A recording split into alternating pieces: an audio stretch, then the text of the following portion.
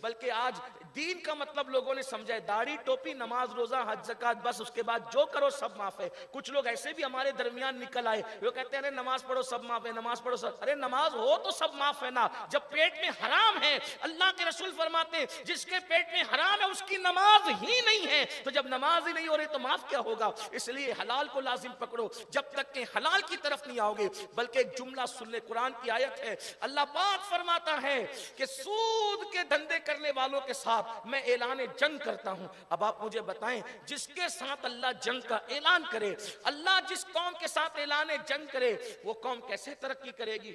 ہم اگر جیتنا چاہیں تو محلے کے کارپوریٹر سے نہیں جیت سکتے۔ جو قوم محلے کے کارپوریٹر اور دادا سے جیتنے کی ہمت نہیں رکھتی، کیا وہ اللہ کا اعلان جنگ، اللہ کا وہ چیلنج کہاں رہیں گے؟ کیا تباہی ہوگی، کیا بربادی ہوگی؟ اور علامہ ابن حجر مکی رحمت اللہ علیہ تو یہاں تک لکھتے ہیں کہ ایک بزرگ نے دیکھا کہ سود کا دھندا کرنے والے پر شب قدر میں بھی عذاب ہو رہا تھا۔ یعنی جو سود کا لین دین کرتے ہیں اللہ پاک شب قدر میں بھی ان کی قبر سے عذاب نہیں اٹھاتا۔ ابن حجر فرماتے ہیں آج کیا ہے، یہ لے 10,000 میری طرف سے لے لے اور 300 روپے ہفتہ دیتے رہنا، 500 دیتے رہنا اور 10,000 باقی کے باقی رہیں گے، 50,000 لے لیں۔ آج کل چھوٹے موٹے کام والے لوگ تھوڑی سی رقم جمع کر لیتے ہیں، کسی کو 1 لاکھ دے دیا، کسی کو 2 لاکھ دے دیا، کیا 2,000 روپے ہفتے دیتے رہنا، 1,000 روپے ہفتہ دیتے رہنا۔ اور کیا کہتے ہیں؟ پارٹنرشپ۔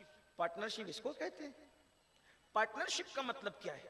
پارٹنرشپ کا مطلب ایک چیز آپ سے پوچھتا ہوں، 1 لاکھ آپ نے دیا اور 1,000 روپے ہفتہ لے رہے ہیں منافع، تو کون سا ایسا دھندا ہے جس میں یہ گارنٹی ہے کہ آپ کو 1,000 روپے ملے گا؟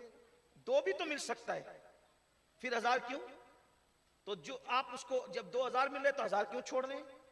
اور 999 بھی ہو سکتا ہے، تو جب 999 تو پھر 1,000 کیوں لے رہے ہیں؟ اور پھر کس نے کہا کہ دھندے میں ہمیشہ فائدہ ہی ہوتا ہے؟